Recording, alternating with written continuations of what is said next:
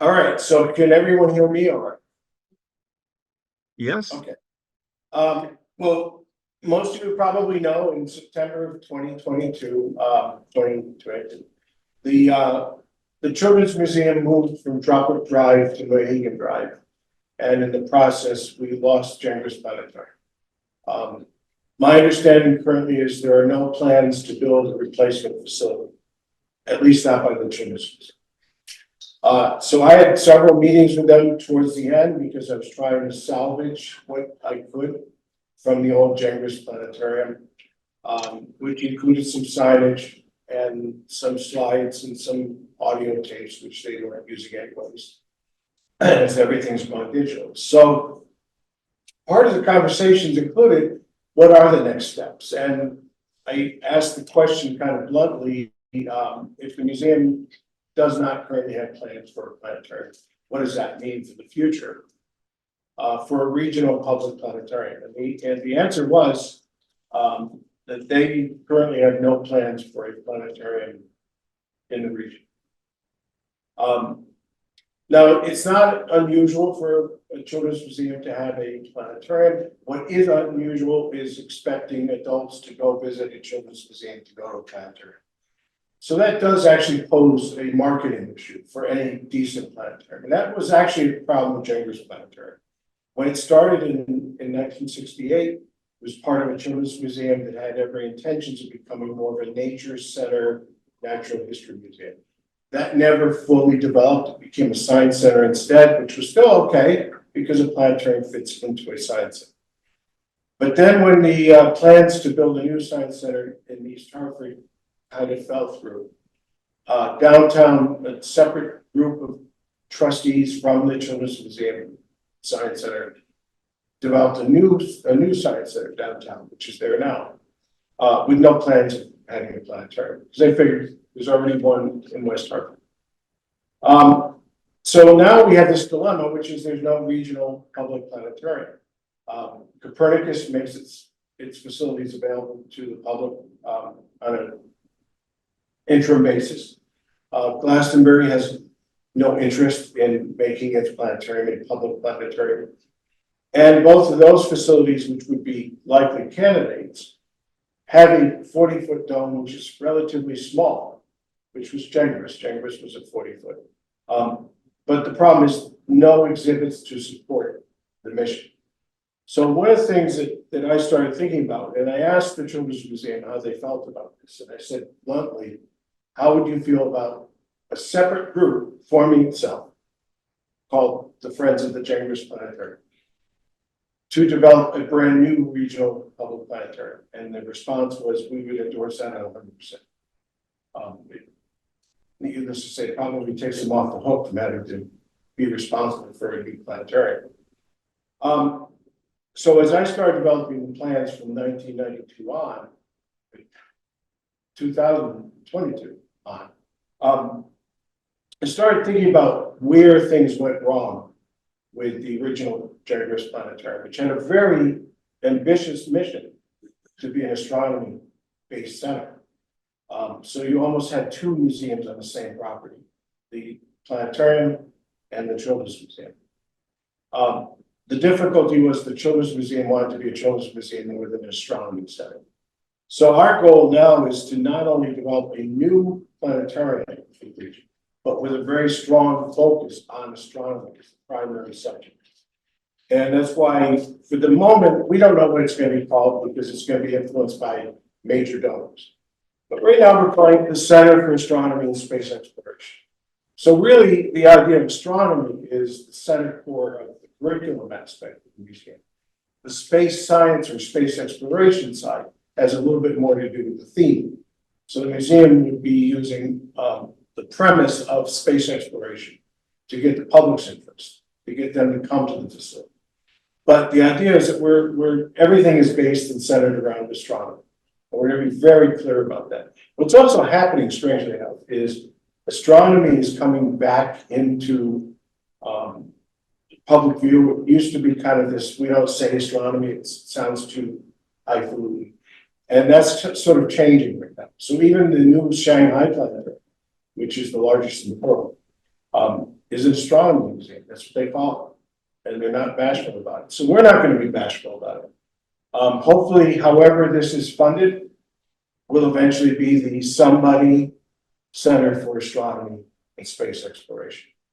At least that's part of it. So my presentation today quickly is a presentation that modified and much improved since last year.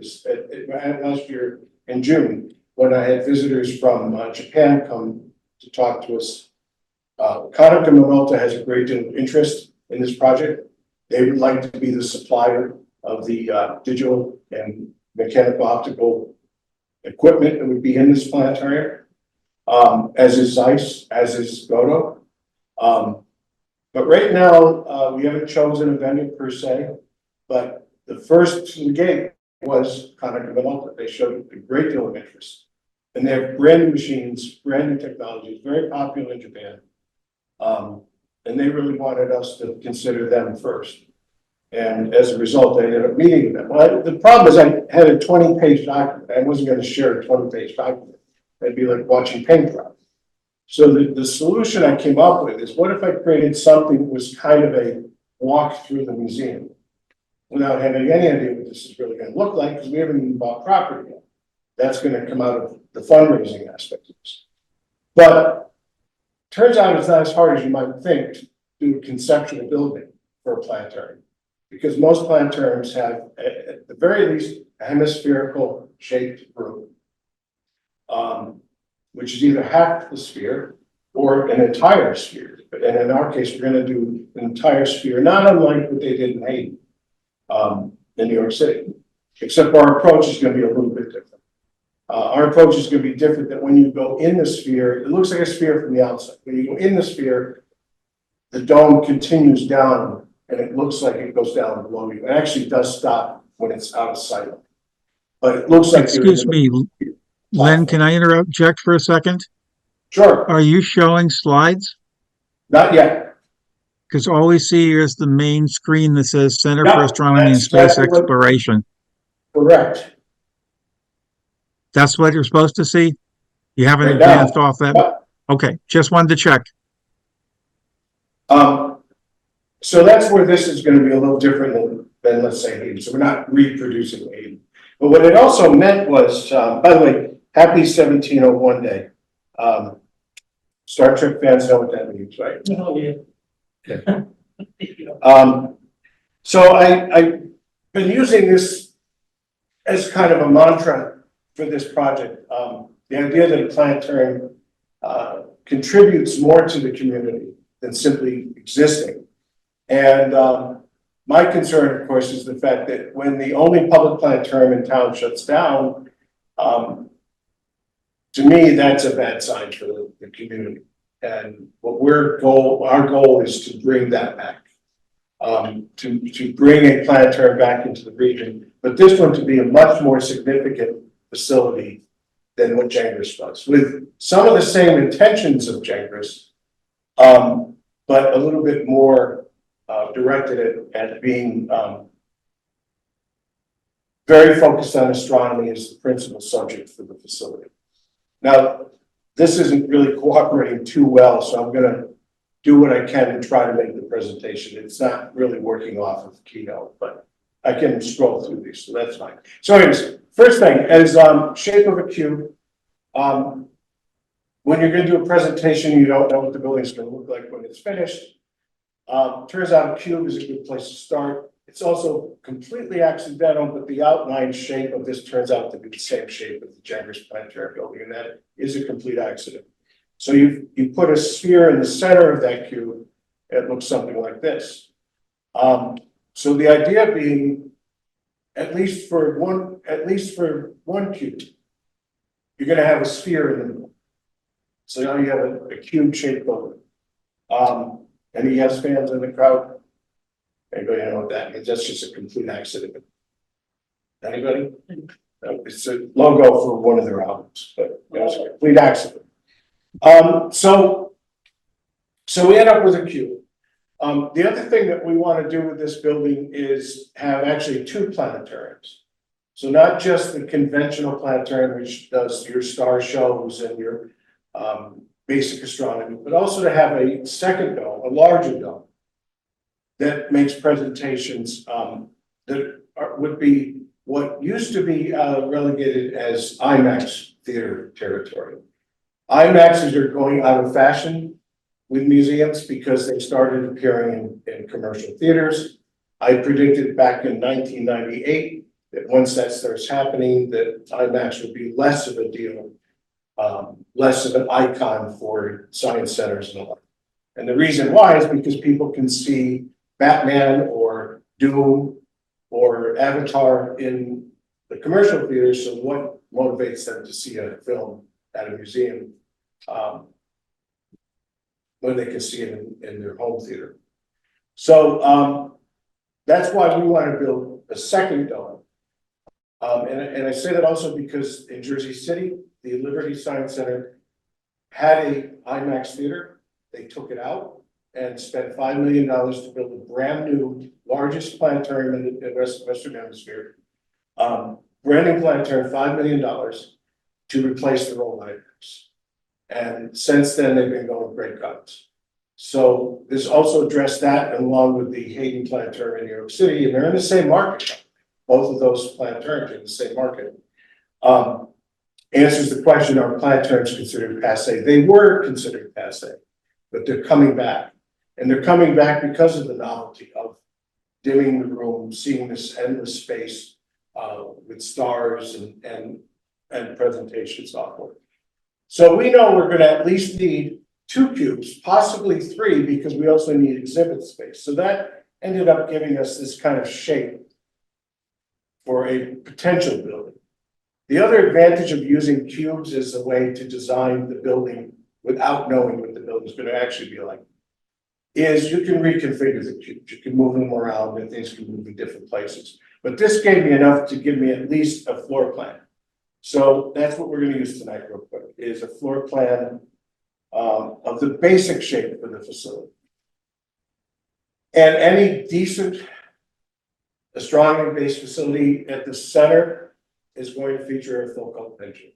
And that'll be the major featured center of the building. So this is the center of the center cube.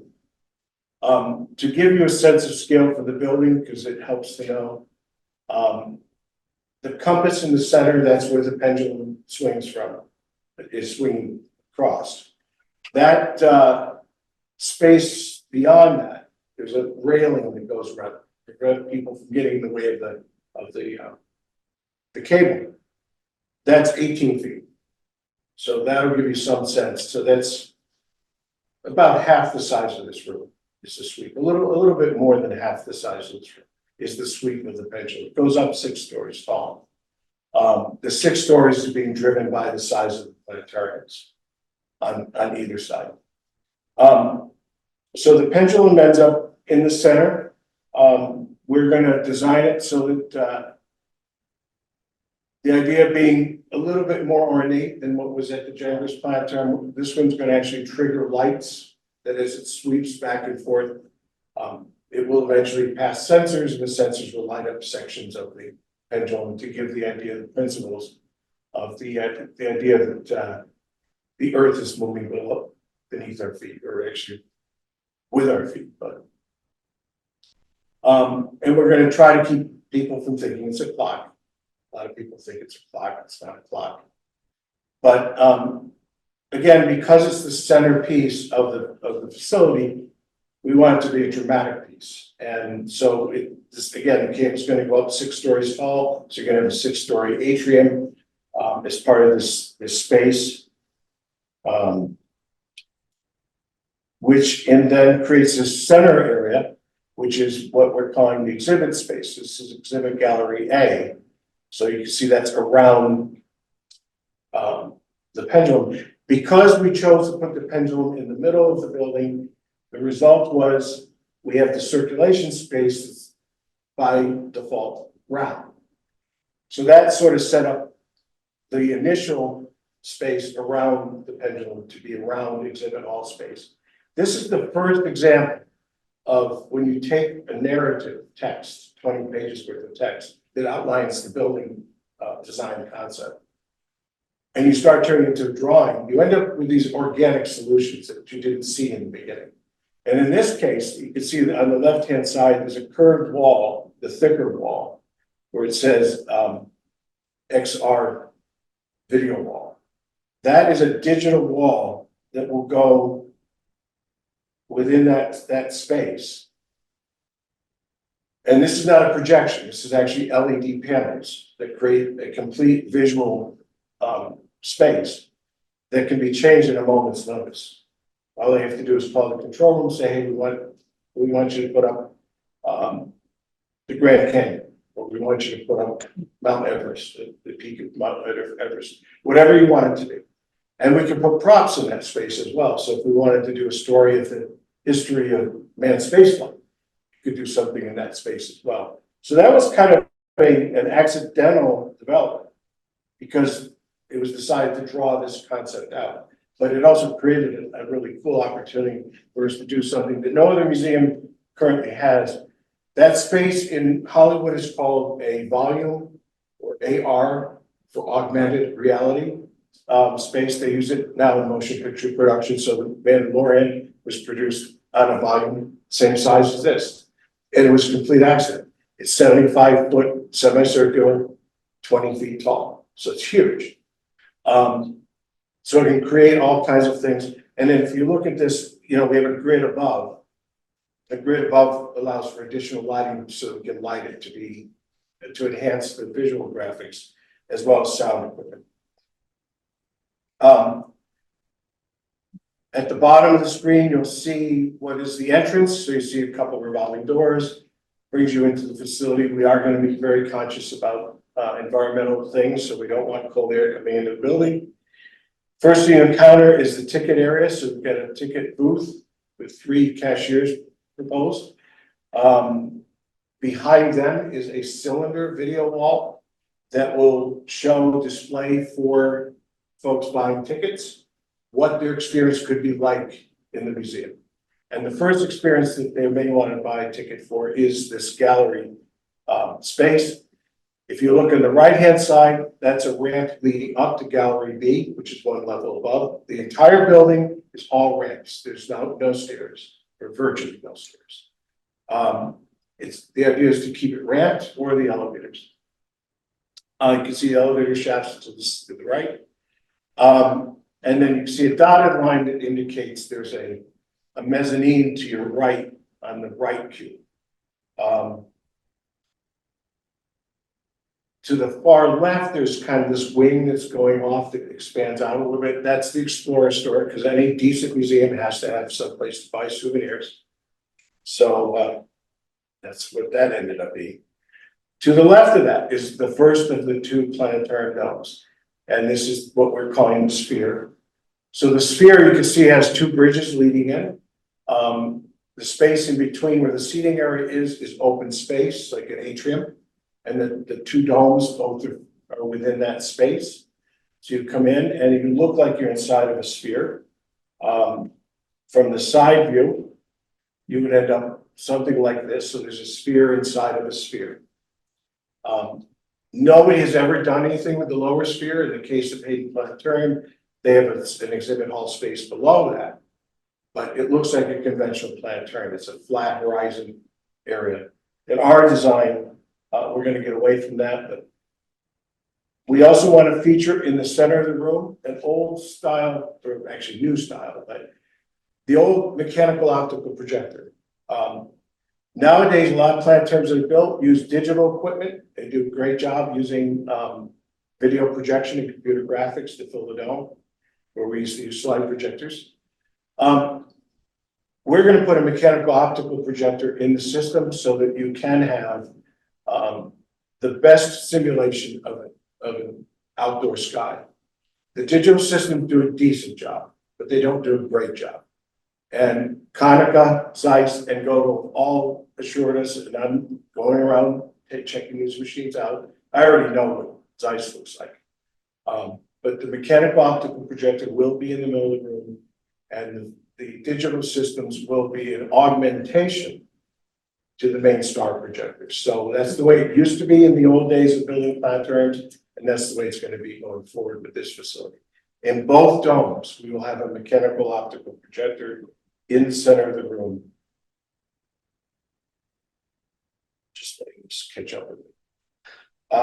So to your right, we end up with the with what we're calling the hyperdome. The reason it's called the hyperdome is the seating arrangement, everybody's facing one direction, and the hyperdome is a term that was coined when planetariums first started doing tilted domes. In the case of the first planetarium that was built, there was also an Omnimax theater, which was the Fleet Theater. What they did is they extended the back of the dome, so it was a little further behind you than just a hemispheric dome. In our case, we're going to go a little bit further. We're going to actually extend the front of the dome so it touches the floor in the front. And a lot of planetariums do not do that, and ours will. The other thing we're doing different than what's commonly done is if you look to your right, you see two kind of areas that look like they could be ramps. That's your exits. In most planetariums that are set up as stadium style, this is a stadium style 30-degree seating arrangement. Usually that's where you come into the planetarium. In our case, we're going to flip that around. So if you look on the left-hand side of the hyperdome, you can see a little tiny representation of a person. That gives you a sense of scale also. That's the light block to the hyperdome. So we could have some people gathering in there when we're seating, but they're going to come in an area that looks a little bit different than the sphere. It's going to look like it's just a round space, and it's going to have a split level to it because you're going to have a mezzanine level. And the idea is we're intentionally kind of hiding the fact that this is the bigger of the two. The other one is going to be the one that's the sphere is going to be the component you don't want to miss. You're going to want to say, gee, I want a ticket for, I want to see what that's like. This one's going to be a little bit more hidden, but when you get inside, you end up, it's actually been concealing this huge room with a larger dome, and the seating is all on an angle. And this is far more impressive when you walk into the room. And again, the presentation is a little bit different. It's more like an IMAX than a planetarium, but it can also do planetarium shows. So both domes can do conventional planetarium shows, and both will have a mechanical optical star projector to do the best simulation of the sky that is possible. This happens to be Athens, Greece, as an example of this, but some facilities make a presentation of the fact that where the speakers are located and those kinds of things. We're going to use a sound system that's very similar to the Sphere in Las Vegas. It's the same team, where sound will be very focused in certain regions of the theater, so we can direct certain sounds, whether it be narration or so on, music, sound effects, so we can make it sound like a plane is actually flying over your head, instead of just kind of going between two different channels. So it'll be much more than a surround sound kind of system. All right, so, well, first of all, so all the space around it is circulation space, just allows people to get around between the two facilities, the two domes. And also the fact that basically this represents the 3 ticketed events that are going on in the building. You could buy a ticket to the center, which is your exhibit hall space. You can go into the planetarium, which is inside the sphere, or the other planetarium, which is inside the hyperdome. They're all 3 ticketed events. The idea behind the museum is very important, that this has to be sustainable. It's very crucial that this facility is sustainable through earned revenue. Earned revenue meaning a ticket. Somebody had to buy a ticket. Our tickets won't be tickets, they'll be bracelets. You'll pass it across a wand and the doors will open. You can go into the space. But basically you can see already 3 ticketed events.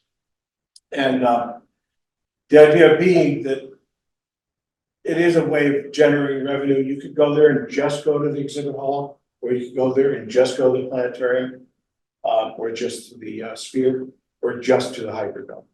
Or you could do some combination of the three. That ramp to your right takes us up to Gallery B.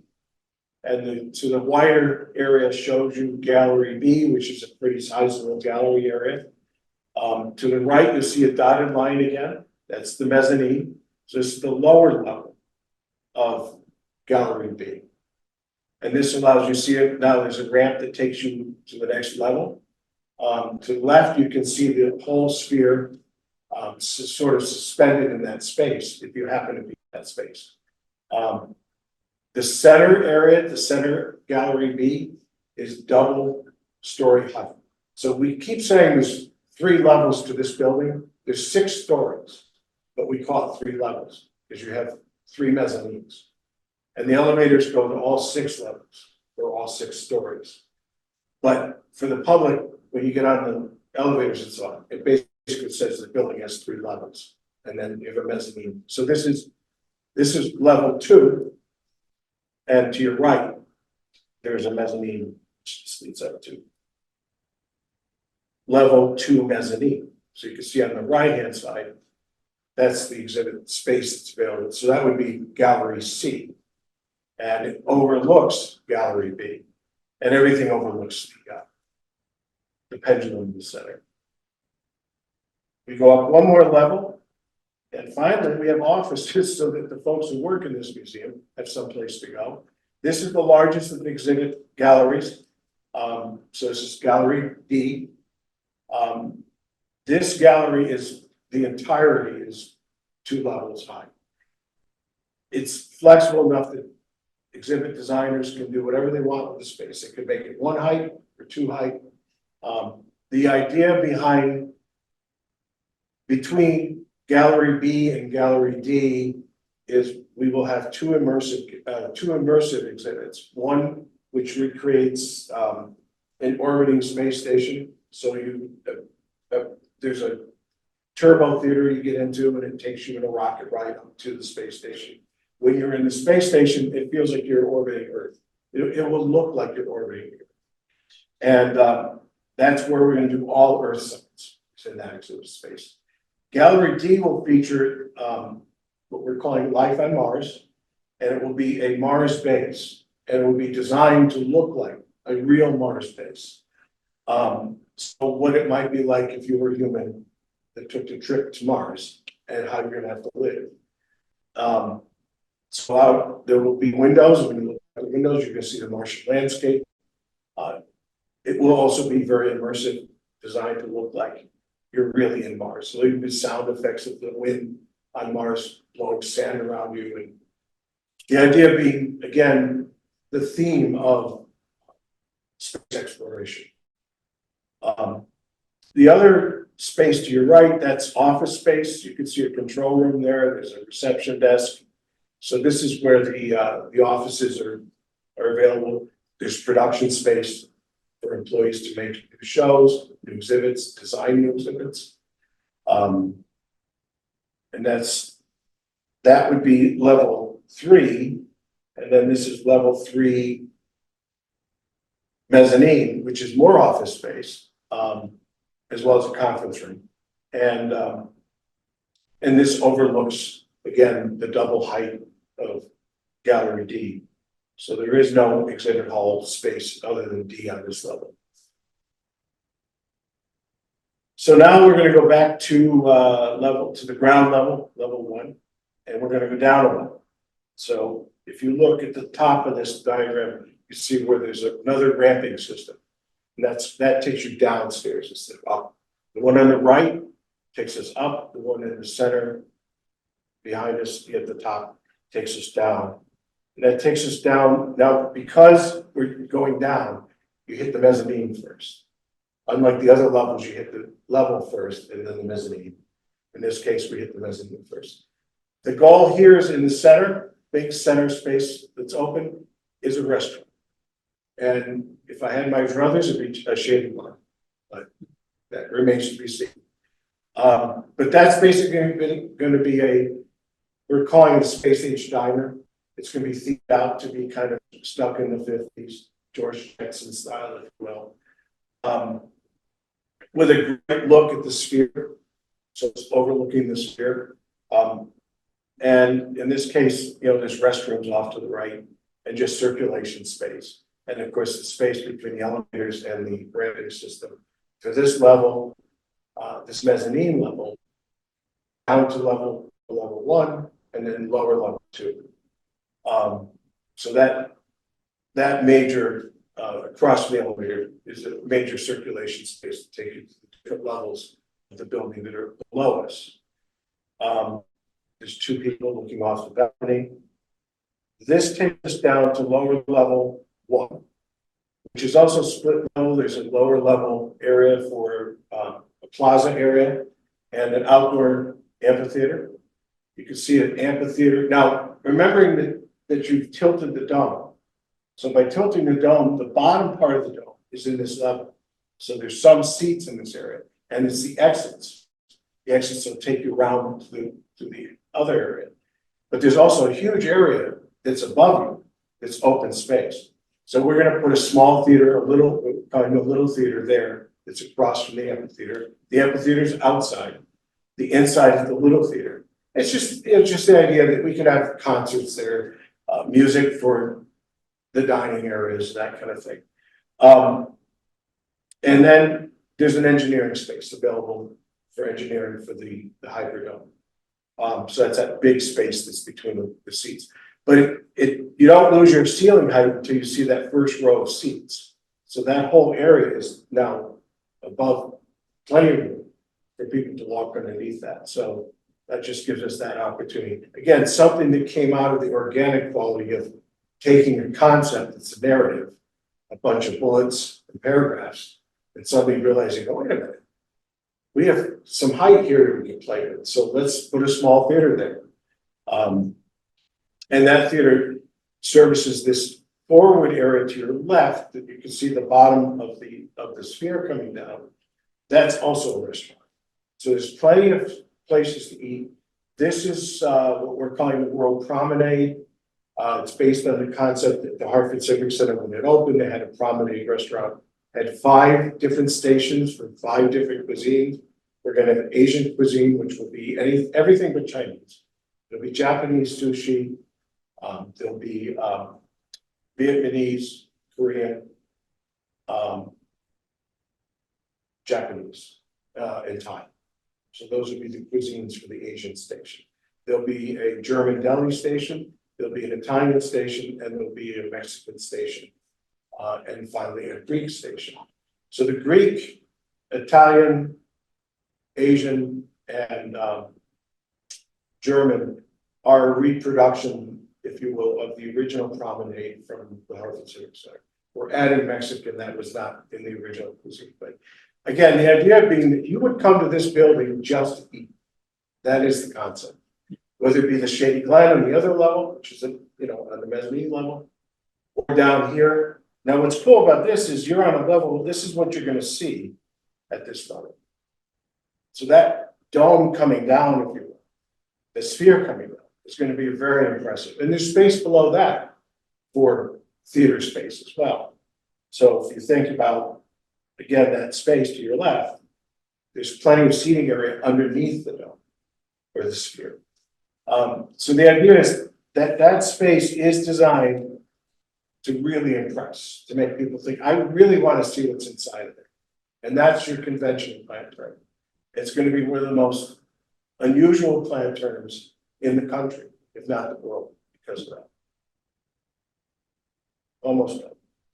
This is lower level 2, not as fully developed yet. We're still working on it, but there will be an auditorium. The goal right now is to make it 1,000 seats, which is relatively the size of the smaller theater at the Bushnell Center for Performing Arts. It's not the big theater, but the small theater. That's 950. This is 1,000. Same as Steve Jobs Theater. It's really not that big, but it's big. There's 1,000 people is a lot. The idea being that we could have conferences there. We could have major concerts there. We could do a lot of things on the weekends that would draw people to this center. So not only is it a planetarium, and astronomy museum. But it also has the ability to have concerts on the weekend, whether it be the Hartford Symphony Orchestra performing the planets, maybe, or it might be, I envision, and I'm sure we can make this happen, but Brian May, who's the lead guitar player for Queen, is also a physicist. And we'd like him to make presentations on the papers he's done. Well, he could fill that up very easily. We have a second smaller space between 250 to 500, we're not sure yet, for a lecture. And again, the idea, having been a planetary group, I know how easy it is for people to say, well, let's put them in the planetarium. That's available. And I don't want that to happen, because you're taking the planetarium offline as a revenue source. So the lecture hall is designed to really give us meeting space with that. That's a little bit smaller than a 1,000-seat auditorium. Doesn't interfere with the planetariums, but allows us to have lectures. So if we had somebody from Hamilton Standard or from United Technologies or whatever, and talking about the technology that they're using, or the Hubble Space Telescope, we could have lectures in that space as well. There are learning labs, which I'm indicating there's 4. There probably will be 6. Those will cover such areas as robotics, obviously astronomy, as well as drone technology. And we're hoping to develop programs so that students that come to visit the center can spend weekends here learning as part of the effort. And maybe creating drone shows. So instead of doing fireworks at this particular facility, we might do outdoor drone shows, which are completely computerized and automated drones performing outside on certain occasions. There's also a mission control room. So if they did create a robot, we'll simulate a launch of that robot as if it was coming from either SpaceX or NASA in Florida. There will be simulations that are built to challenge them, because for whatever reason, we were having problems getting this craft launched today, and they have to problem solve that. And that they do in the mission control room. The mission control also allows them to monitor their robot doing its mission. And it's not literally, I mean, they will build the physical robot, but then the simulation in the mission control room will show them how the robot is performing and get them to understand if there is a delay between the communication, even to Mars, is a significant enough delay that you have to build this robot to be autonomous until it gets the latest set of instructions. So it literally is a robot. It's not a remote control. It is a robot. And so we will have programs designed to help students understand and appreciate. And if they show an aptitude, work with local universities to get them to follow a path into the fields of robotics or chemistry or biology or astrophysics. I mean, any number of these things. But we hope to attract people, which Gengras did, by the way, in its heyday, did have programs for young folks to get them excited about astronomy as a subject. And they sort of got away from that when they became a science center. So we see that as a core component of this facility. The idea being for whether it be a weekend program for a month or a week-long program during vacations, that courses will be available, fee-based, that will allow students to spend time on a daily basis, or a weekly basis, or a weekend basis at the facility, which may or may not be associated with seeing the show or going through the exhibit halls. It's a place that they go to on a regular basis to become a habit. So they enjoy going there. And it's for them to pursue a career possibly in one of the sciences, one of the STEM sciences. And it may be for adults who just have a hobby interest. You know what I did not include, I should have included in this, was my definition of astronomy.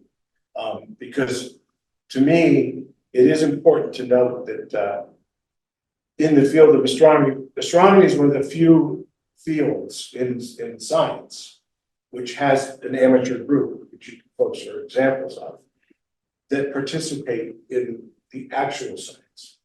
So the fact that there are amateur astronomers out there who are discovering things that become real science, and it's a very rare opportunity for folks to have a hobby and an interest that in reality does have an impact on actual science. And I think that's a distinction that astronomy has that we will make great use of.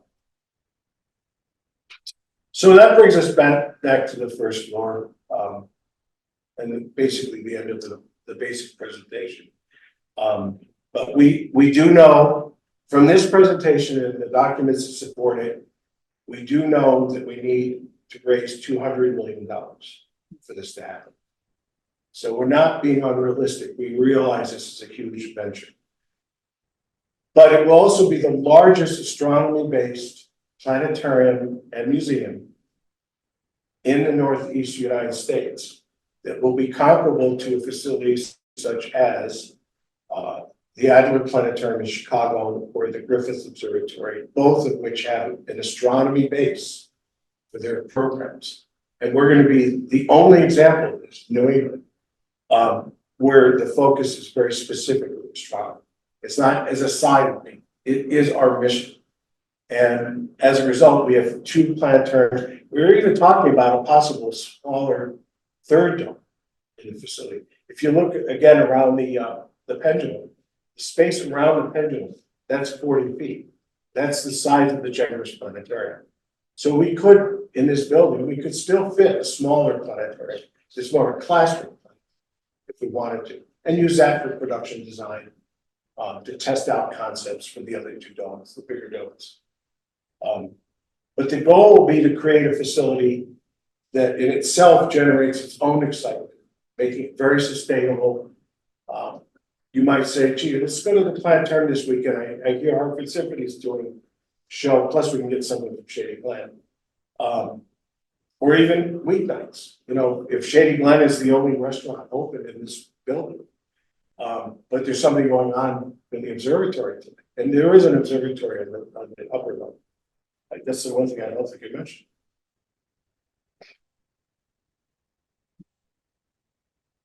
I think where to get there from here. Yes. So this is the mezzanine level, if you will, to your right. That ramp leads up to the observatory. So this is a rare occasion where the ramp not only lands on this level, but also goes up one more, and that's to the roof. And up on the roof, there will be a public observatory deck that's available.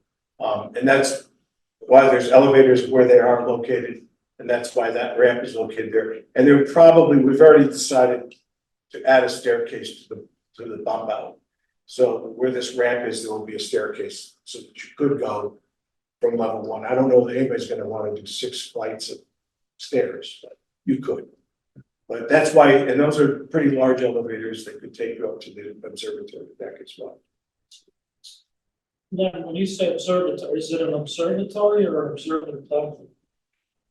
I'd like it to be a legit observatory with a dome with a telescope in it. Ideal. You know, that may be one of those things that we have to decide how to fund it. But I don't see a reason not to. Then it's a little bit dependent on the physical location for the facility, because obviously we're going to have some light pollution issues that we have to deal with. You know, so we might look at locating it in a region where there's some decent available, not as polluted as some other areas. I have a site in mind that I'd like to develop, which would be in Hartford. The difficulty there is then we might end up with more of an observatory deck, just because it's in the middle of a heavily light polluted space. Then again, we could also start making an argument for controlling our light pollution and start addressing, you know, dark sky issues, which would not be a bad idea for this facility to do. This facility will also have programs available on weather and climate, so people understand the difference between the two. And have honest and legitimate conversations about the climate. And it gives them an opportunity to be aware and participants within real science. Not what they're being told by the media, not what they're being told by the government, but stuff that they learn on their own. And that they can be true scientists in that regard. And again, which is why I really like astronomy, because it always has that feature of, you always have the fact that there is, and I even hate the term amateur astronomers, because in a lot of ways, it's not really, there's nothing amateur about it. But it's almost more of a hobby than completely amateur. But yeah, ideally, depending where it ends up, I would like to have a built-in component, again, so that if there are things happening, whether it be eclipses or whatever might happen. At Hartford High, when I was a student at Hartford High, we had the Alvin Clark telescope of the planetarium, and that we used for solar programs during the day. So there are ways to using a telescope that would be helpful, and then have it available to the public at night as well, which Copernicus does to a great extent. Which I always think, there's nothing better than seeing a planetarium show than going out and seeing the real thing. We used to get all kinds of folks very excited to see us do a presentation on Saturn, and then go out to the telescope at night and see Saturn. And it does change things. Suddenly people realize this is real stuff. This is not, just stuff you see on your phone or in your tablet. And our goal is to get folks to put down the tablet, down the phone, and be in the moment. Experience things that you've never experienced anywhere else. And I do think that when you get into a situation where you do have, things like the Hyperdome, you can do presentations. The first show that is slated for that space is a mission to Mars. And what it is it's a culmination of actually multiple missions and the data from those Mars missions put into an animated presentation that actually takes you on a simulated fictitious Martian mission that is again a culmination of different Mars landers. And it's funny because when the concept first came out for the job, it included a drone, and a drone hadn't been on Mars yet. And since then, now we have a drone on Mars. But we always thought of having the idea, the spacecraft that we send this fictitious mission to give them a sense of Mars, the real Mars, in this show, is as a spacecraft that has an orbiting component that goes around Mars, a landing component that lands and surveys the planet, and the drone. So the idea always was to have kind of this three aspects of the mission. And that's something that will be done really well with computer generated graphics, as well as having, sky components that are using the mechanical star projector. And you can see in both domes, the star projector is the prominent feature of both of those domes. And I guarantee you that when you go in, you sit down, everybody's seated, that's when we bring the star projector up. It's not in the room with you until everybody's seated, and then we bring it up on an elevator. Just like they used to in New York City. I think Boston still does. Hartford, when Gengras was built, they didn't want to dig the space below it to put a star projector, so they just never did it. But it's not uncommon to have a star projector on an elevator that they bring up, and we're going to have that. And Konica is very keen, Konica Minolta, on being in both of these domes, which also gives us a little bit of leverage for when it comes to budgets. But as I say, currently we know the budget is at a minimum of $200 million, which is a lot of money. That's just to build it? That's to build it and outfit most of it. Yeah. We'll still raise another probably 250,000, another 25 million. In order to finish the theaters, but those will be naming opportunities. So the Sphere will have a name, the Hyperdome will have a name. The Gengras family, we're still talking to them, but they seem open to the idea. They're funding the feasibility study and the economic impact study for this project. With the understanding, it's in their case, it's only $35,000 to do that, to do the two studies. But they also want the right of first refusal to name one of these, knowing it's only owe us some more millions of dollars, but to name one of these. Now, the advantage of the Hyperdome, if they name the Hyperdome, the space above it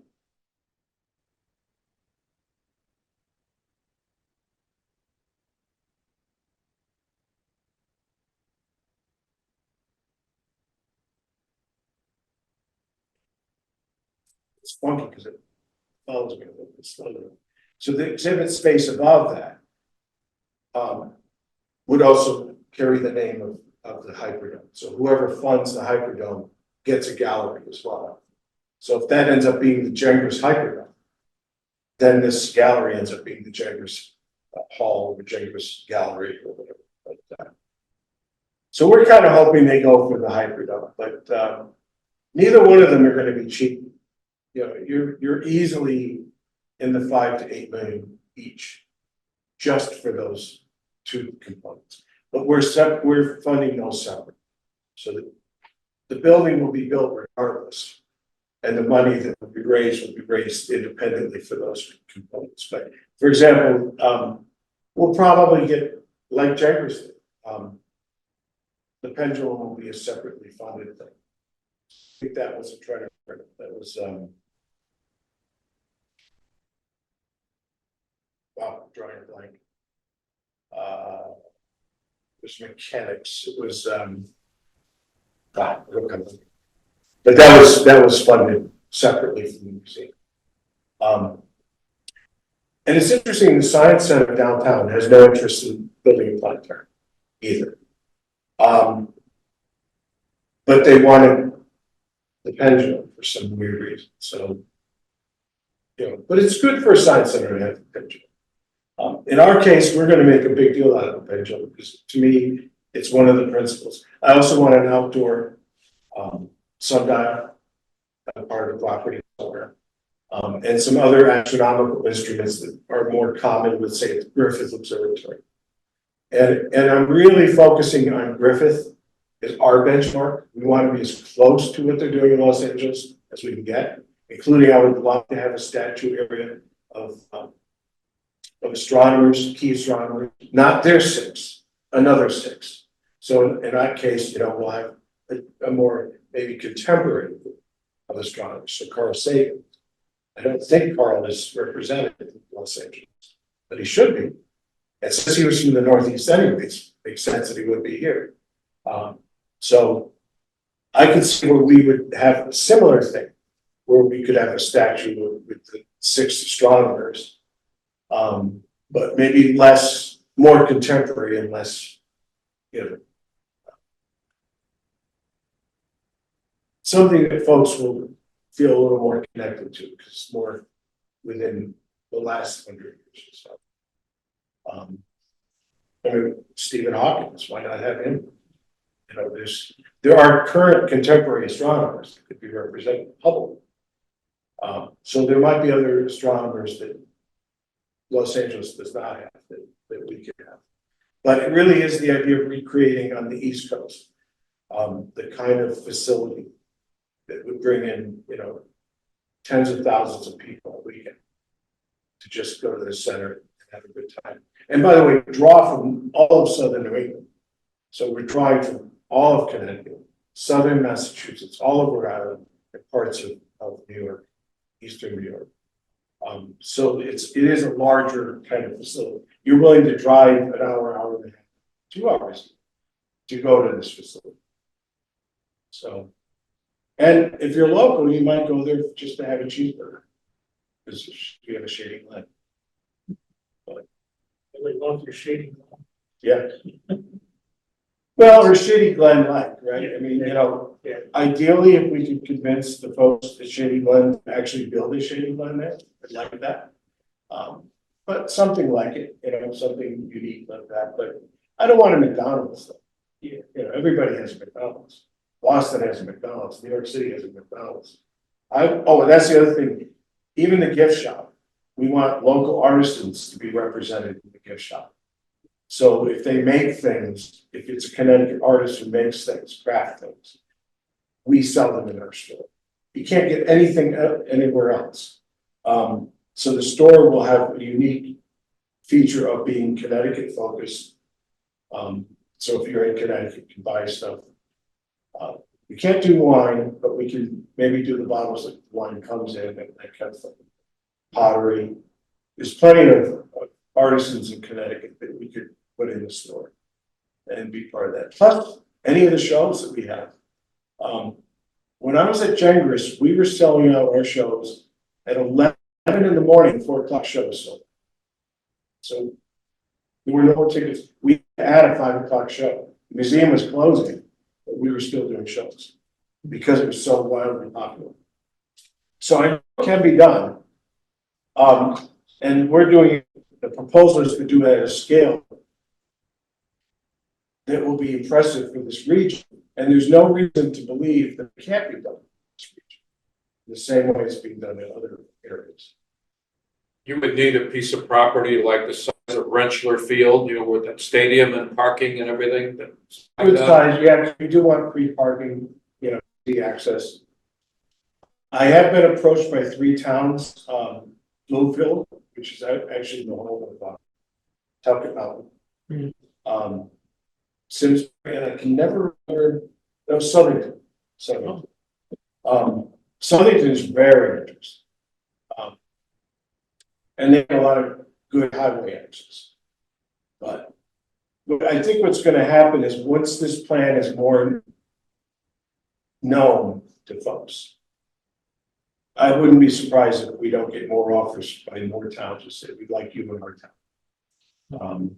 I do have one location in Hartford, but there's no reason to keep it a secret. But there's a piece of property that's part of Elizabeth Park that I would like to convince them to do. But right now, there's a do not develop stipulation with the property, but it's a stipulation by the trustees of the park. It's nothing that I'm stipulated in his giving of the property. And we're trying to make the argument that since you cannot see this stuff,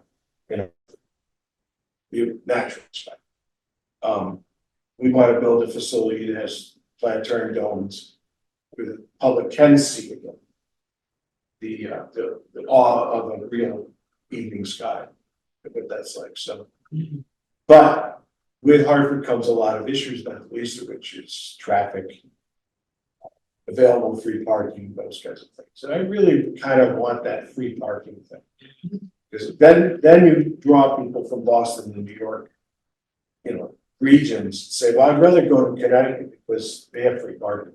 They have great restaurants. There's restaurants on the property. I think that's one of the things that hurts the science center. Yeah, absolutely. Yeah. Absolutely. That and the fact that, the Science Center, I love the Science Center, but the problem with Science Centers in general, not just Hartford, any Science Center, is that they're almost a franchise. They're not a franchise, but they feel like a franchise. Because if you've gone to one Science Center, you've gone to them all. They're always the same. And there's not enough difference going to a Science Center in the exhibits year to year. This facility is going to be designed intentionally so that the exhibits turn over more frequently. And the stories we're telling are more relatable to humans than the principles of physical science. If you think about it, astronomy is really natural science. It's the universe. So it's a lot more relatable to people in their everyday life. Yeah. So to me, that just seems like that's where we should be. And I'm using the opportunity to talk to you folks because Um, I do think there's a natural association when it comes to an astronomy group. We're not asking for money. All we're gonna end up asking for is just to help us in the process of promoting this thing. Now, the result of when you hand out those brochures was I got a call from Talking Mountain Science Center 3 weeks later, and Okay. they wanted to know about this project. They wanted to know if we're competing, which we're not. Oh, But still, it started a conversation. That's part of the trick here is, Oh. and I really think that we're in the right spot. I think there's a new public interest in astronomy. And it's sort of been downplayed lately, which I think is an unfortunate reality for our education system in general. But, the reality is, I know from when I was a student at Hartford High and when I was director of Gengras Planetarium, and when I was at Hartford High as a student, and I was a high school student, and I wanted to learn how to do planetarium shows, and they said, go to Gengras Planetarium, they can teach you. The planetarium director at the time, Charlie Walker. And the planetarium, by the way, is now named after him. It's Charles W. Walker Planetarium at Hartford High. But I remember when people would come to that planetarium, it didn't matter if they were kids, high school kids, it didn't matter if it was senior citizens that lived nearby. Everybody who came to that planetarium, small 24-foot dome, were really engaged. They were really interested and came back frequently. And the one thing that we have that's different than a science center is astronomy. You can retell the tale many times because there are many aspects. So we could talk about deep space objects one time, and another time we talk about constellations, celestial navigation, totally different subjects. But it's the same, it's still the same, well, it's the same subject, it's just different aspects of it. On our board, we have Art Horn. So honest to goodness meteorologist. He's always said that whenever he does meteorology and does it as programs that he speaks for, he'll always tell you that meteorology is a slice of the astronomy pie. That's his thing. He loves astronomy. And he can't wait for this thing to be built. So he's one of our biggest boosters, and he's on the advisory. So. all right, I'm gonna have to go on, because Yep, absolutely. we actually have to be out of the room by 9:30. Okay. And I have the rest of the meeting to run. Okay. Anybody have any other questions for Len?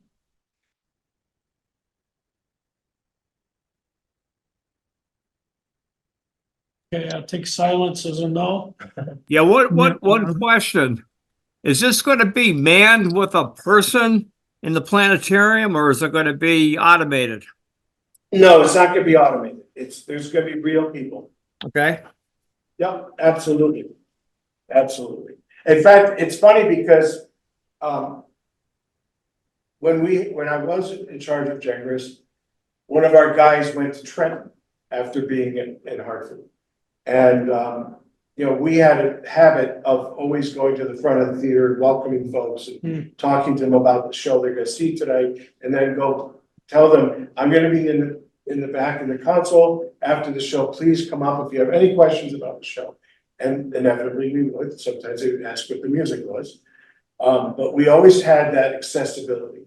And this facility will absolutely have that. I already took the drawings down, but the consoles are in the room. So this is not like some disembodied voice. Even if it's a recorded narrated show, there'll still be someone in the room. There'll still be somebody who's your host, who's going to go to the front of the room, talk to you, and then go to the console and is available for comments. Or there'll be, the presentations will be live shows with a live presenter. So I think that's very, very important. And that'll also be true of the exhibit halls. There will be people available. So staff will be very prominent, they'll be very visible. We'll even probably come out with some pretty cool uniforms so people start to recognize them and know that they can go up to that person and say, I have a question about something.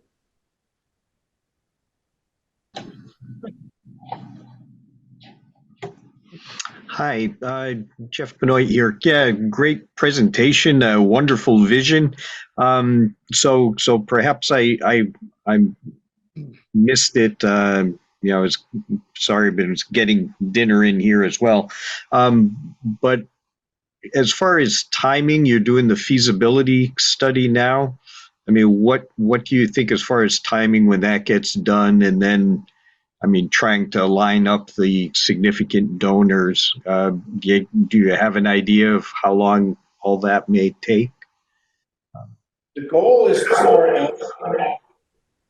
start asking this year. Okay. We actually have a donor in mind already. Who could easily write a check for $200 million. Wow. It's just a matter of convincing them, which is why these presentations are, to have Yeah. something to show them, a walkthrough of the actual museum. And this is gonna get more and more sophisticated. Once we choose either Zeiss or Konica Minolta, what will come with them is they will start doing renderings of this facility so that we can start presenting. So even without having, because we still know what it's gonna look like even without the architectural drawings. But once we get to $200 million, then we can buy property, then we can hire the architects, then we can start making this. I would say 2026, 2027 is the goal.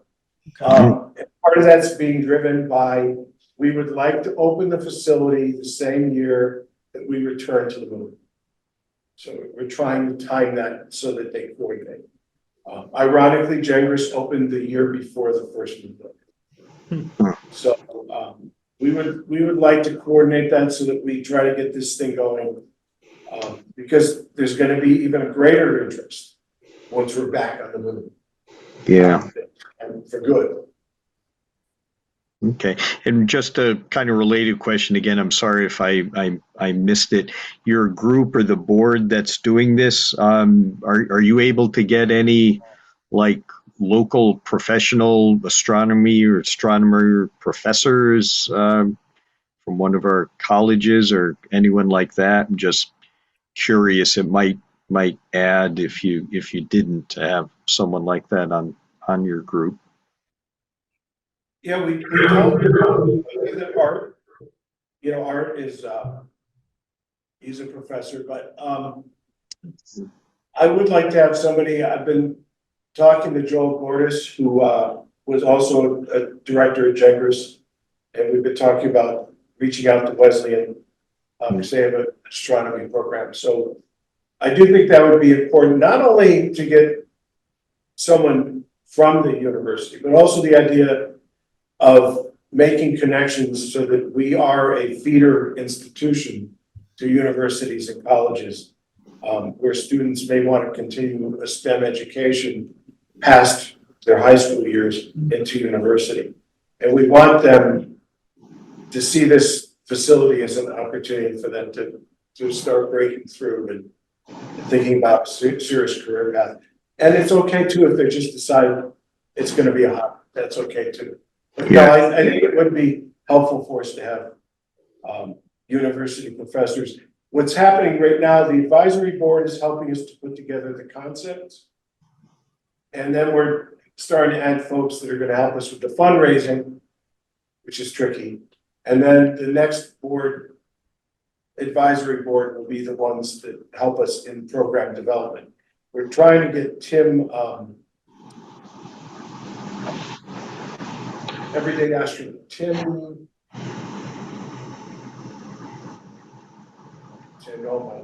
everyday astronaut, Tim Dodd, who has a connection with Channel 30 in West Hartford. Also trying to get him involved because he's got great visibility and he also knows Elon Musk. So we're trying to get him to get some interest in also helping us in the development of programs. Good. Because to me, the planetariums are really important. The exhibit hall spaces are very important to get people to come to the facility on a regular basis, for great distances. But I also want there to be a community interest in having educational STEM programs that really bring in curious folks, young people that may want to pursue, and it doesn't have to be astronomy, it could be chemistry, it could be, biology, it could be any number of other disciplines, robotics for sure.